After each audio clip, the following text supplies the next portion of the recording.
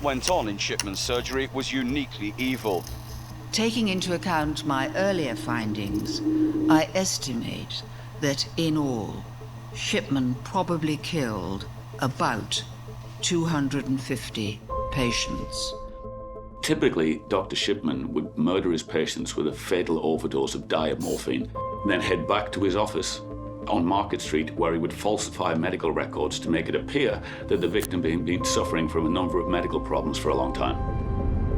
Police exhumed the women's bodies from their graves in Hyde Cemetery last month for post-mortem examinations by a Home Office pathologist. Like the other women Dr. Shipman is alleged to have killed, they were patients of the GP who had signed their death certificate.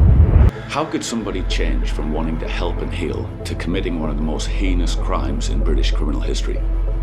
Not only will Hyde be forever linked to the name of Harold Shipman, there is almost nobody in this town who was not affected by what he did.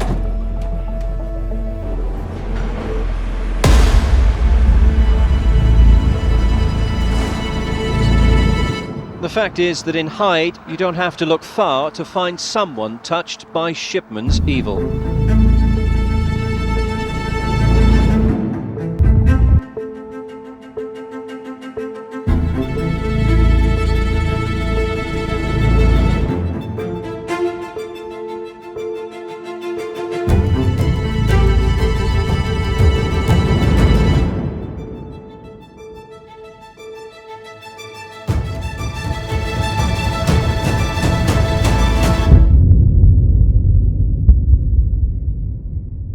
A killer can come in many forms, from the visionaries to the mission-oriented, hedonists to the desire for power and control.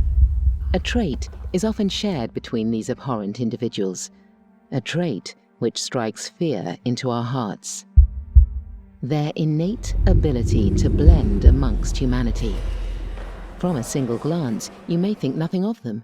You might even trust them, until it is far too late.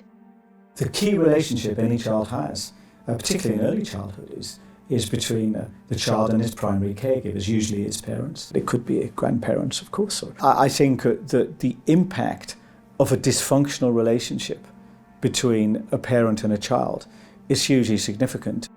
Very few doctors have left their mark on British medical practices like Harold Fredrick Shipman. His blood-stained legacy remains of incalculable importance upon the regulation of healthcare, warranting his nickname, Dr. Death. Shipman's relationship with his mother Vera was incredibly strong. He was known to his family as Fred and was often considered the favourite out of his siblings, older sister Pauline and younger brother Clive. His mother was a domineering woman, instilling an air of bravado into Harold from a young age. Considering himself as a superior to his peers, Shipman would be known to not have many friends. Studies have showed that the 5 first years of a child are very important. The bond between the parents and the children is very important to have a secure bond, a stable environment to help the child to develop. And if that parent dies, the child can experience that. Even a teenager can experience it, not just as loss, but also as a sense of psychological or spiritual abandonment. Upon entering grammar school in 1957, it was established to many that Shipman was intelligent and hard-working. However, he was also known to be arrogant, often considering his fellow classmates as inferior. Often isolated, Shipman's solace was found in physical education. But they did have a big respect from at school, certainly in his teenage years, for his sporting prowess. He was seen as particularly good at rugby, particularly good at running, and that got him a lot of respect from his peers in his school days.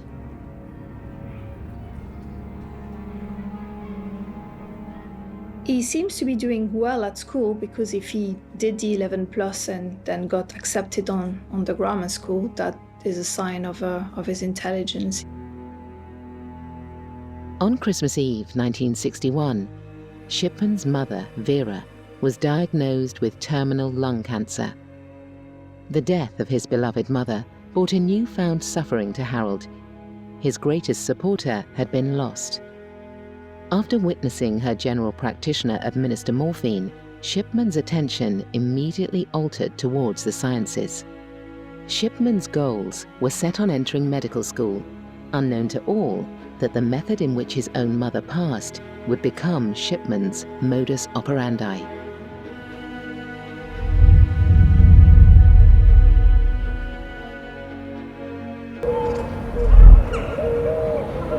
After graduating, Shipman was first positioned as a houseman in Pontefract General Infirmary, West Riding off Yorkshire.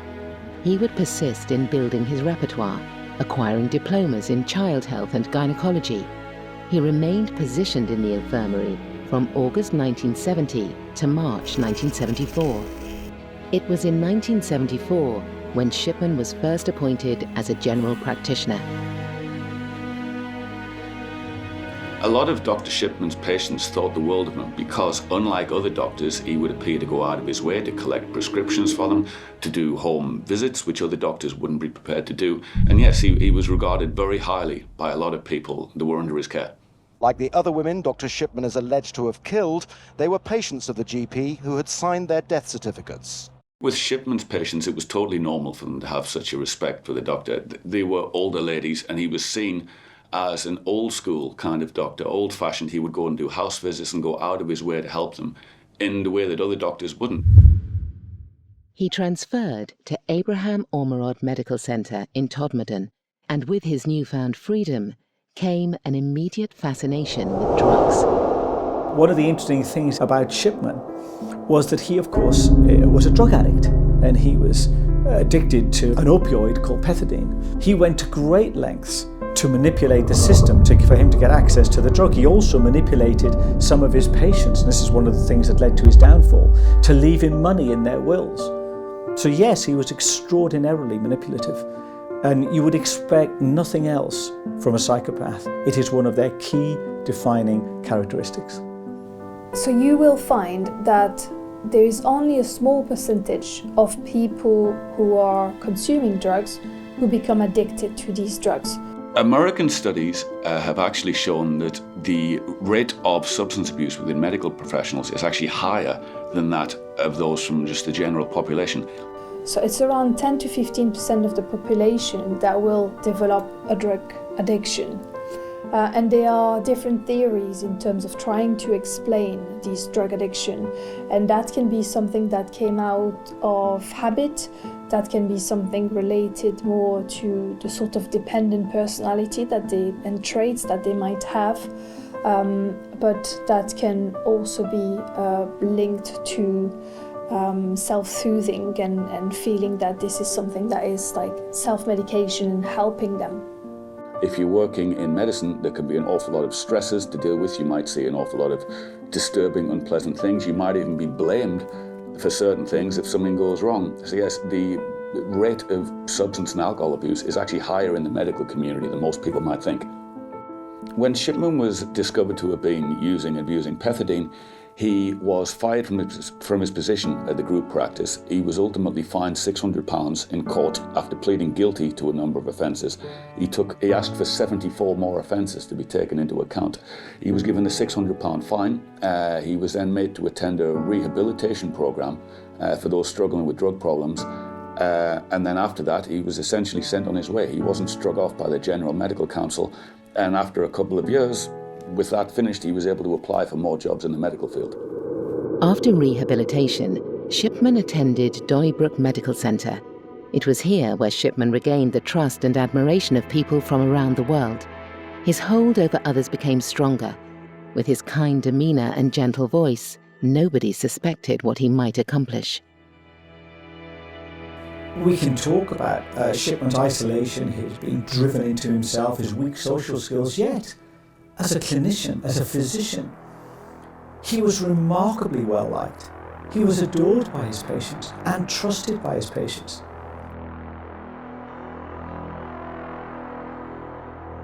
Particularly among the older ladies that he was caring for, he was seen as a very trustworthy, caring doctor that would go out of his way to spend extra time with his patients. A lot of them saw him not just as a doctor, but as a friend as well.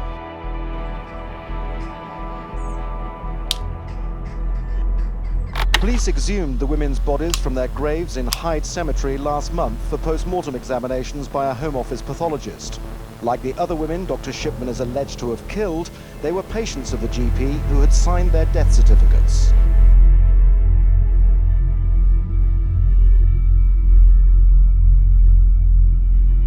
It was clear that the case was handled with gross negligence from authority figures. The control Shipman had over the documentation of his victims provided him with the confidence to continue. Sorry, Doctor. Can you stand where you like, please? Sorry, there you go. It's possible for you to, whoops. So, rather than standing there, would it be possible for you to sort of come against me out of your car and then go back in? I'd be wise to stand and let you take a photograph and then go around. Okay, I'm sure you've had enough time to take a decent photograph. Is it possible for you just to say anything at all? Back into surgery to do my surgery. But you have said you have nothing to hide, sir.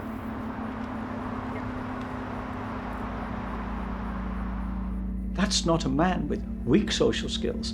That's a man with remarkably good and at least presentable social skills. And this is the point with psychopaths. When people normally exhibit good social skills, there is some sincerity, some reality behind that expression. You have to trust somebody. And if you can't trust your doctor, who are you supposed to trust?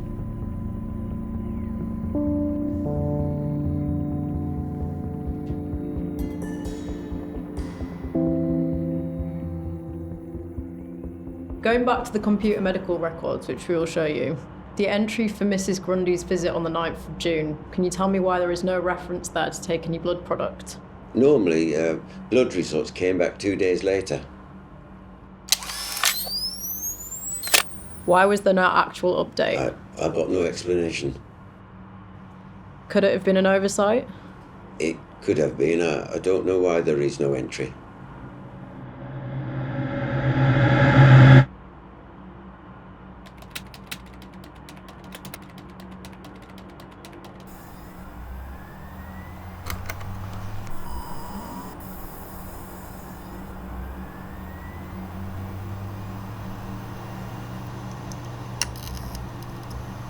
All psychopaths are manipulative. It is one of the key defining traits of a psychopath. He was a doctor, he had a good reputation, and he was also said to be quite arrogant in some of his interactions.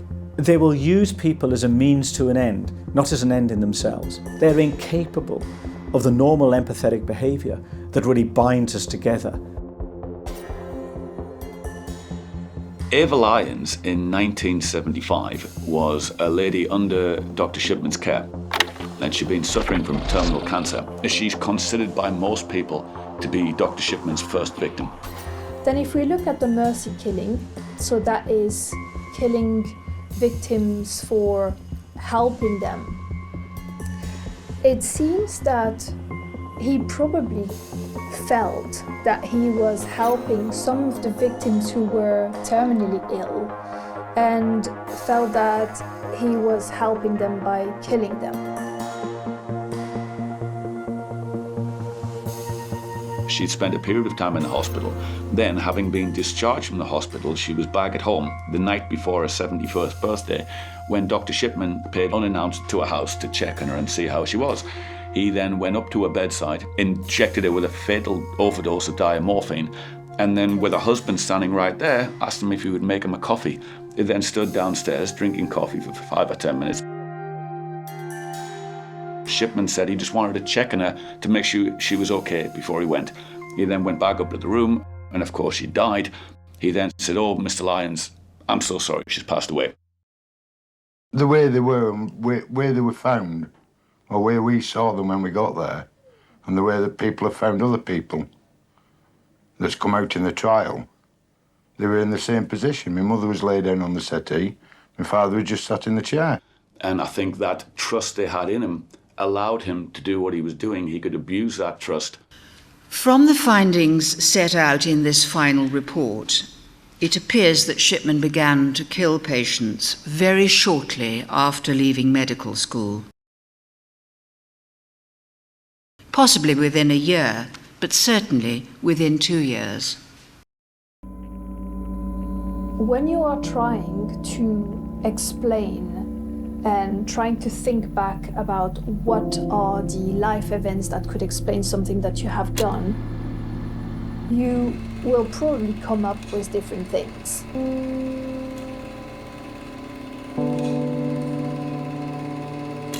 On in Shipman's surgery was uniquely evil, but doctors are convinced new checks and balances, such as regular appraisals of GPs, mean it can never happen again. That's a sort of yeah. Right, okay. Ready when you are.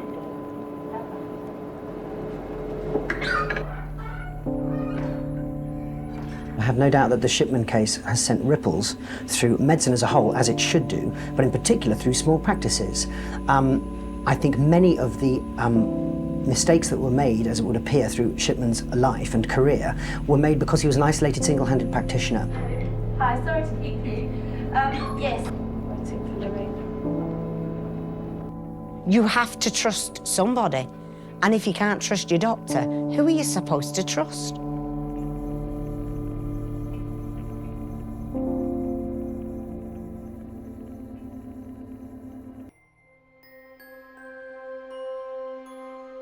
You said that on the 23rd, when she came to see you in the surgery, you were concerned that she felt unwell.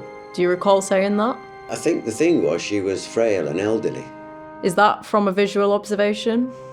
Yeah, she didn't look as well as she normally did.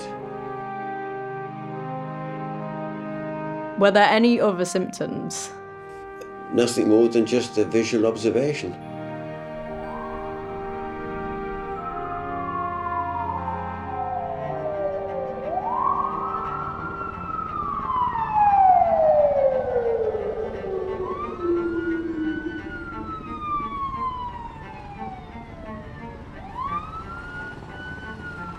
In August 1998, taxi driver John Shaw informed police that he suspected Shipman had killed 21 patients after noticing that many elderly women he was taking to the medical centre died in Shipman's care, despite arriving in what seemed to be good health. The police, who were later blamed by the Shipman inquiry for assigning inexperienced officers to the case in March, took notice after the killer's last victim, Kathleen Grundy, was found dead at her home in June 1998, with Shipman being the last person to see her alive and recording cause of death as old age. In court, Dr. Shipman spoke only 3 times to confirm his name, age and address, and that he understood the 5 charges against him. The principal charge being that he murdered Kathleen Grundy. Police exhumed the women's bodies from their graves in Hyde Cemetery last month for post-mortem examinations by a Home Office pathologist. Like the other women Dr. Shipman is alleged to have killed, they were patients of the GP who had signed their death certificates. Mrs. Grundy's daughter became suspicious when she discovered her mother's £386,000 estate had been left to Dr. Shipman. But the GP said he had no idea the new will would leave the house to him. When he'd been asked to sign a piece of paper, he didn't know what it contained. Taking into account my earlier findings, I estimate that in all, Shipman probably killed about 250 patients, of whom I have been able positively to identify 218. Lunch club in Hyde, they met and thought of absent friends, 2 of Shipman's victims.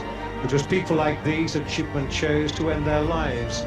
And with a few moments of silence, they remember their 2 friends today and all the others, those they know about and those to come. Colin Baker, ITN, in Hyde. And there is no end, really, to the extent to which this manipulative behaviour can continue. And of course, Harold Shipman was extraordinarily manipulative. He seems to have been in the room when a patient died on a number of occasions. Yes, that's right. Close to them, perhaps touching them, perhaps holding their hands as Yes. they breathe their last. He may well have been. I mean, that is obviously one theory.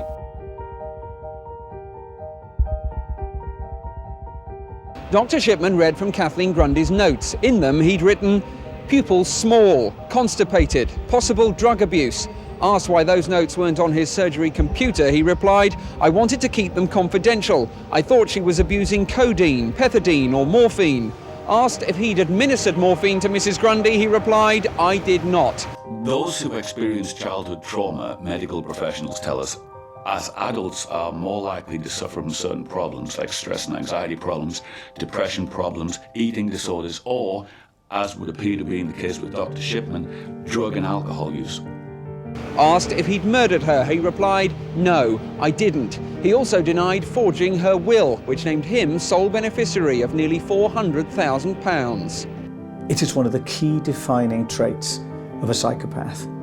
They are extraordinarily cunning, devious. They use multiple aliases very often. They exhibit behaviour that we feel we can understand, but they are dead behind the eyes. Kathleen Grundy's daughter, Angela Woodruff, sat taking notes as the GP explained that his fingerprint was on the will because he passed it to Mrs. Grundy in his surgery after 2 other patients signed the document as witnesses. There is no mention in that entry which you claim to be that date about taking a blood sample from her. I can see what you were pointing at, HBESR. It does not actually say you took a blood sample from her. It's not the custom of most general practitioners to write, "I have taken a blood sample which consists of this, this and this." Most general practitioners just write down what the blood test is they are doing. Can I suggest to you that the entry dated the 24th is actually referring to the visit by Mrs. Grundy on the 23rd? The sole purpose, from what you tell us, of the visit on the 24th was simply to take a blood sample. It was not to check her pulse, or her chest, or her abdomen, and other things. Was that the case? No. Where do you keep dangerous drugs in your practice? I do not have any DDAs on the premises in my car. I don't have a dangerous drugs book. That being the case, and you don't keep dangerous drugs on the premises, where do you access dangerous drugs to treat terminally ill patients?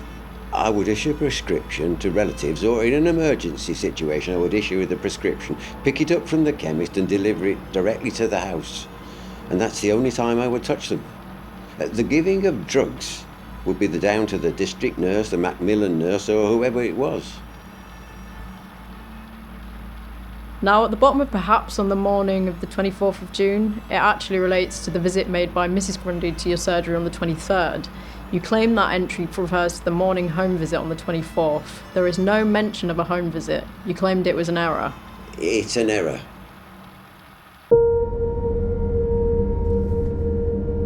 In my first report, I attempted to analyse the possible motivation for Shipman's conduct, but was unable to draw any firm conclusions.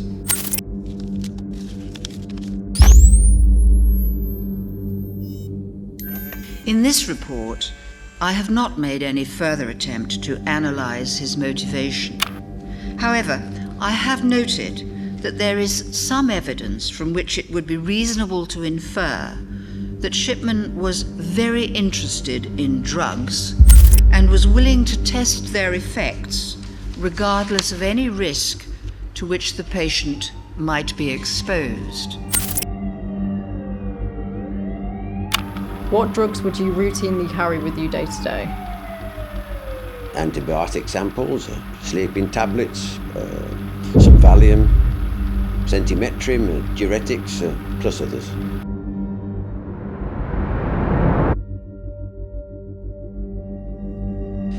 For the sake of completeness, I mention that I found in the evidence about Pontefract General Infirmary some confirmation of the tentative conclusion I expressed in my first report about Shipman's dependence on pethidine, which was to manifest itself so soon after his arrival in Todmorden.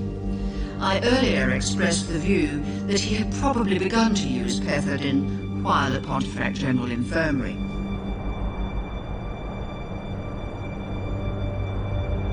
Pethidine is a very powerful synthetic opioid painkiller. It's generally used to reduce suffering and to reduce pain, but of course, opioids are highly addictive.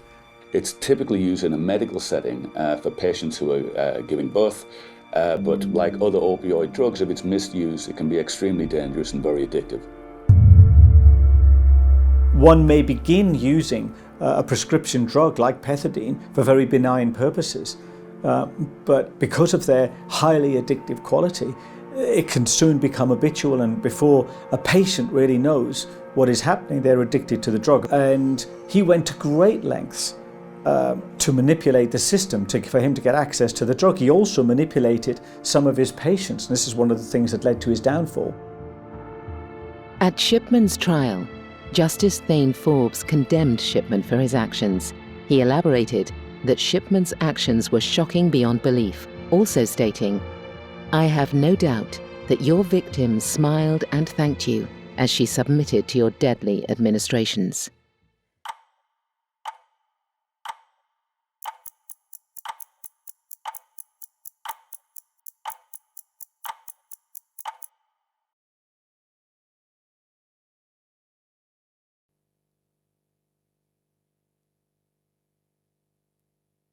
I think it's possible that he might have been dealing with mental health problems, possibly, perhaps, stemming from the disturbing scenes he'd witnessed as a child with his mother and her death.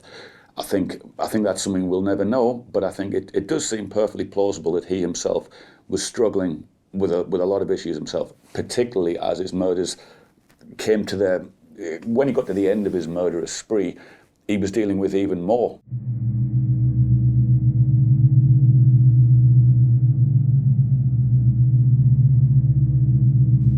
Evidence received during this final stage of the investigation suggests that although, as I have said, controlled drugs were strictly regulated at Pontefract General Infirmary, pethidine was in such frequent use on the obstetrics unit that it would have been relatively easy for a doctor who was minded to obtain the drug for his own purposes to do so.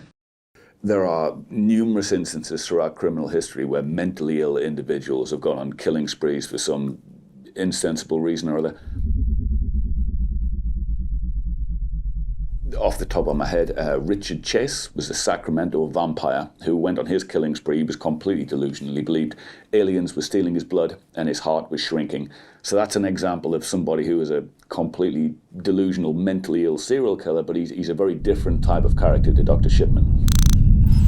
Usually, if you were to meet Richard Chase or one of these mentally ill serial killers, he would be entirely incapable of holding down a proper job in a respectable position like Dr. Shipman would be.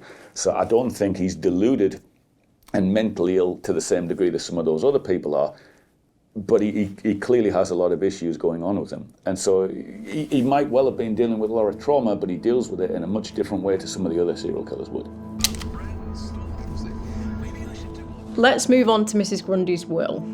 I mentioned to you earlier on in the will that you were named as the sole beneficiary of her estate, all her monies, etc., which you said came as a complete surprise to you.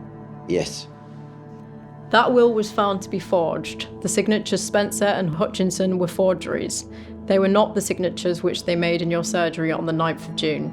There is also on the will form the document itself, an indentation of the practice forgery, the practice signatures, shall we say, of Kathleen Grundy. What I am saying to you is the will is a complete and utter forgery. Do you have any comments to make about that? No, I have no comment to make. The will was received at Hamilton's solicitors with an accompanying letter which we'll show you. We'll show you the will. As I mentioned earlier, there was an existing comprehensive will made out in 1986, which was held by Kathleen Grundy's solicitors. Have you seen that will form before? No. When Spencer and Hutchinson signed in your surgery as witnesses, did you see or notice any part of the form? The reasons why I ask is that one of those persons remembers seeing the words at the top, last will and testament. What I saw was Mrs. Grundy holding my pen, signing, and then I saw two people signing. I'll pass you a letter. It's dated the 28th of June. It was received by Hamilton's on the 30th. It's marked D22. What knowledge do you have of that letter? None. The letters in the will were all typed on your brother typewriter. Can you account for that? No. The letter signed S. Smith doesn't come with an address. Mrs. Smith, as far as we are concerned, does not exist. The letter was clearly sent after Mrs. Grundy's death. Can you account for that, Doctor? No. I cannot. Who would have had access to your typewriter after Mrs. Grundy's death? The question is when it was returned to the surgery, and that I do not know. So for the mercy killing, you could argue that maybe at the start of his career, like the public inquiry showed that there might have been a very young victim, a 4-year-old victim, who was terminally ill, that he may have killed. And in that case, you might wonder whether that was something that he felt he needed to stop her from suffering, and he then decided to give her mercy without requesting any permission. That's really the way he interpreted it. And there are other victims throughout the over 200 who also were terminally ill. Shipman worked on the obstetrics unit during the last 6 months of his time at the hospital, and I'm satisfied that it was during this period that Shipman became habituated to the use of pethidine. Because I understand that the press and public will wish to know, so far as I'm able to say, how many patients Shipman killed, I have decided to make public an estimate of the total number of patients for whose deaths I think Shipman was probably responsible. As further information came out both during and after the trial, including the results of an audit of Shipman's mortality data commissioned by the department, it became apparent that these were not isolated crimes, but merely a small sample of a horrific series of murders committed over as long as 25 years and spanning virtually the whole of Shipman's professional life. Professor Baker trawled through hundreds of death certificates and cremation orders signed by Shipman and compared them with those from other GPs practicing in the same area at the same time. He worked out what level of deaths you'd expect and made that his baseline. So on average, a doctor's patient death numbers would be expected to hover around this line here, sometimes a bit above, sometimes below. Now look at figures for women and men aged over 75 who died in their homes or in the surgery under Shipman's care.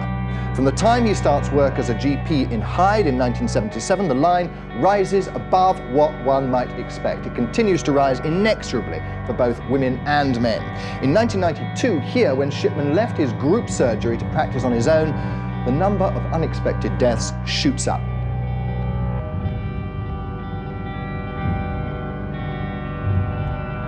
It's the same story for patients aged between 65 and 74. Here you can see that there were an unusual number of deaths among women patients when he was practicing in Todmorden in Yorkshire, right at the start of his career in 1974 and before his suspension there for drug abuse. Now look at the recorded times of death. This line shows the times when other GPs' patients died. This is Harold Shipman's pattern. Here you can see a phenomenal number of his patients died between 1 and 5 p.m. Dr. Shipman liked to administer death in the afternoon.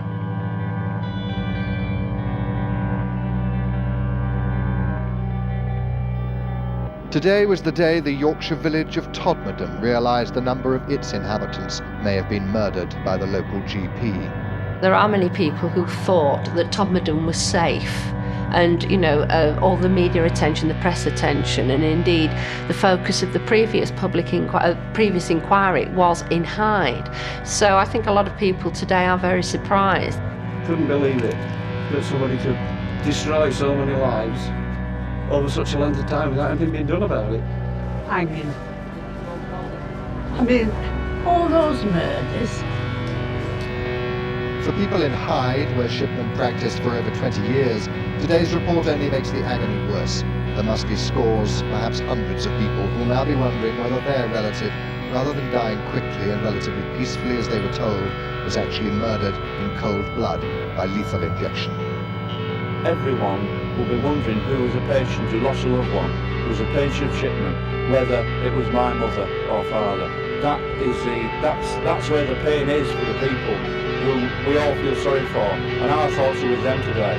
I just hope that Shipman will come out and actually, admit to these horrific crimes.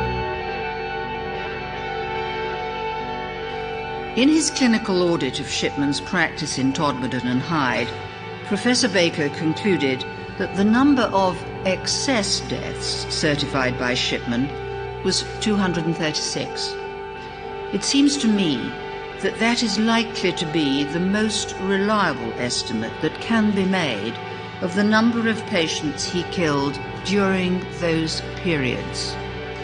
That would mean that about half of the deaths that I found to be suspicious were in fact unlawful killings. Estimating the number of deaths for which Shipman was probably responsible while in Pontefract is more difficult. Professor Baker has been unable to carry out a full review as he did for the later periods. The evidence on which I have had to rely is much less complete than the evidence relating to the later years. I have been able to identify only 3 deaths as unlawful killings. However, it seems highly likely that some of the deaths about which I am suspicious were in fact caused by Shipman. Doing the best I can, I estimate the number of deaths that Shipman caused in Pontefract at between 10 and 15. I stress that that is only an estimate and is not a calculation. Mrs. Grundy's daughter became suspicious when she discovered her mother's £386,000 estate had been left to Dr. Shipman. Allegedly obtaining cash and property worth £300,000. But the GP said he had no idea the new will would leave the house to him. When he'd been asked to sign a piece of paper, he didn't know what it contained. Shipman's victim profile typically is an older lady who lives by herself and is somebody who thinks very highly of him. And he's able to abuse that trust that they have in him in order to commit the murder. While some people have suggested that Shipman's murders might have been committed in some sort of euthanasia way, like he's putting these people out of their misery, the vast majority of his victims had nothing really wrong with them. They were in perfectly decent health, and the deaths came as a shock to the vast majority of people who knew them. He wasn't putting these ladies out of their misery and ending their suffering. He was just murdering them, and the impression it was giving in the newspapers that they were these frail old ladies at death's door simply wasn't accurate. And certainly after the murder of Kathleen Grundy, that certainly wasn't a euthanasia killing. He'd planned it in advance, he'd faked a will, and then murdered her for her money. His motivation, certainly in that instance, was greed. This is the first glimpse inside the surgery of the Doctor of Death. These pictures, released by the court after the verdict today, show ordinary but high-technology consulting rooms. Dr. Shipman was well versed in computers and used them to change medical records after he'd killed patients to falsely record diseases that explain their deaths. A team of police computer experts reconstructed his computer tracks and provided key evidence against him.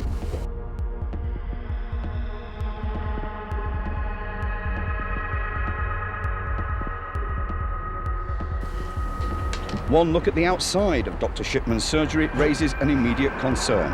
He practiced alone, even after his drug conviction. Should that have been allowed? No system of regulation is perfect in the sense that it can protect all the patients all the time. What we are doing at the moment is changing the system of professional regulation from one where, when things go wrong, the General Medical Council intervenes, to one where the profession is looking over every doctor's shoulder all the time. Throughout Dr. Shipman's long career of wrongdoing, the bodies meant to protect the public, like the General Medical Council, were deeply flawed. They failed to detect when things started to go wrong. 2 years ago, the Health Authority investigated Shipman and cleared him. Today, they suspended the doctor involved in that investigation. Now the trial has concluded, the Health Authority believes that it would be appropriate to examine further the prior investigation into Dr. Shipman, conducted in March 1998. Tonight, the General Medical Council said they'd tighten up on their procedures. No system can provide 100% fail-safe in the face of a secretive and determined criminal. But that makes vigilance all the more important, which is why we'll be working with the NHS and other agencies to ensure that there are effective local procedures.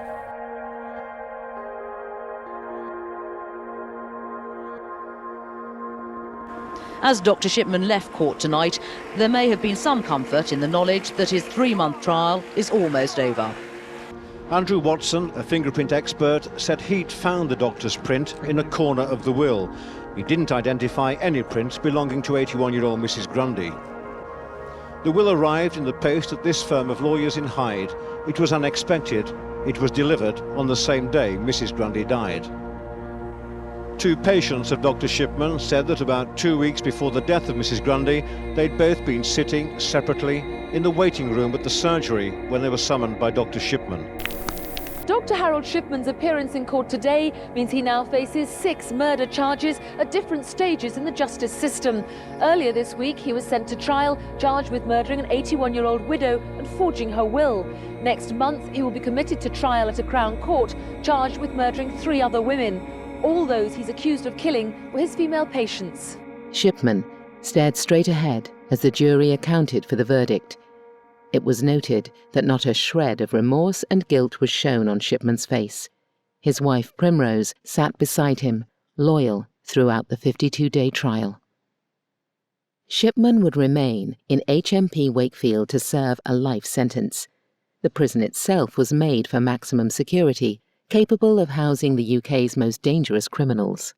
Shipman would be kept underground and out of sight, seemingly for the rest of his days. However, things would not go the way the public had hoped.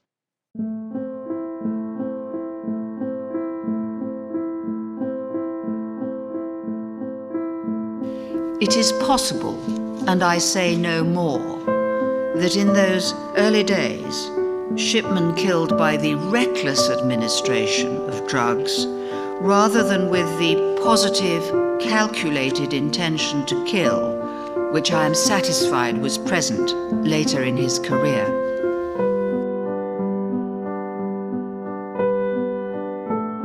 The publication of the 6th report brings the inquiry's work to an end. In addition to investigating the extent of Shipman's unlawful activities, the inquiry has reported on and made recommendations in respect of the existing systems of death and cremation certification and the investigation of deaths by coroners, the regulation of the use of controlled drugs in community medicine, and the monitoring and regulation of the work of general practitioners. In addition, the inquiry reported upon the police investigation, which, in early 1998, failed to detect that Shipman was killing his patients. The inquiry's investigations have exposed many weaknesses in the existing systems, which enabled Shipman to kill and which made it possible for his killing to continue undetected for many years. He was able to amass large quantities of diamorphine, notwithstanding the regulations which are designed to prevent that. He was able to certify the cause of death of patients that he had killed and to avoid reporting the deaths to the coroner. There was no effective check on the information that he recorded on cremation certificates. There was no system for monitoring the number of death certificates signed by any doctor so that no one noticed the large number signed by Shipman. The effect the Shipman killings had on the United Kingdom was astronomical.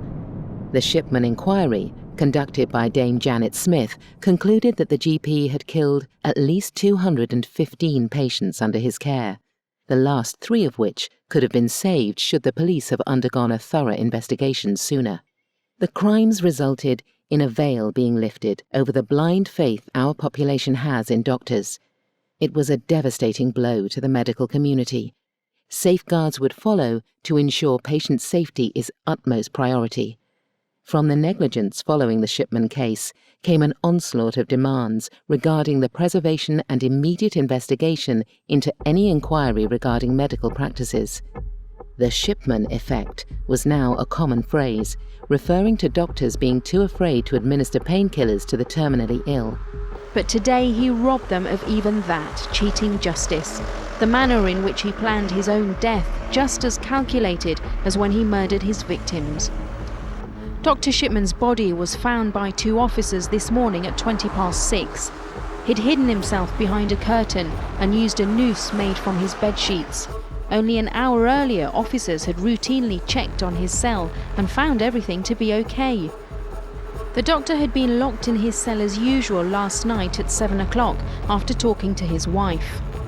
The Home Office will now carry out a full investigation into Dr. Shipman's death. The relatives of his victims want to know why he wasn't on suicide watch and why he was allowed to take his own life. Every day, Barry Swan grieves for his mother. Like so many others, he and she put their faith in Harold Shipman.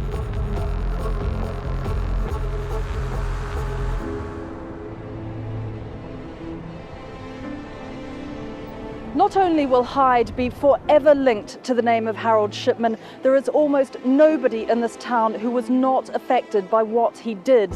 And now, today, he has committed the final insult. By apparently killing himself, he has left unanswered that most crucial question: why? As I walked in, Shipman was in the living room where my mother was sat in an armchair, and it just looked as though my mother had gone to sleep. He's taken any hope of finding out why he did it, or explanation why he did it. We won't know. And being realistic about it, maybe we would never know. Even if he lived to be a ripe old age, he would never say. But hope is a great motivator, and that hope's been taken away. You now have staff in prison who are being trained more in terms of mental health awareness so that they can help, and they are like the first line of contact. But there is also a team that is like specialized in prison in terms of helping the prisoners and putting them into a sort of intervention program where they'll be monitored for 24/7. They will be having conversation with the staff and trying really to de-escalate the symptoms and really support them. But that tends to be a measure that is only temporary before putting them back into the system, the carceral system. The friends and families of the victims were painfully unsatisfied with the suicide of Harold Shipman. Those who desired him to remain in prison were suddenly left with no sense that justice had truly been carried out. Many, including the media outlets, saw Shipman's death as cowardly. Others speculated his reasons were family-orientated. While in prison, he discussed those pension arrangements, whereby if he lived beyond 60, she would receive £5,000 a year, but if he died, she would get double that, plus a lump sum of £100,000. So Stephen Shaw, the prison's ombudsman, will have to widen his inquiry into Shipman's death to see whether that influenced him to commit suicide. Harold Shipman, like many serial killers, left a horrible scar on society. Through his methods, he highlighted the dangers of trust and the need for immediate responsiveness. To this day, the medical industry has been introduced with similar dangers, and it is up to the government to ensure these horrific incidents do not occur. Restrictions must be placed and awareness must be made to ensure no family loses their loved ones when their time has not yet come.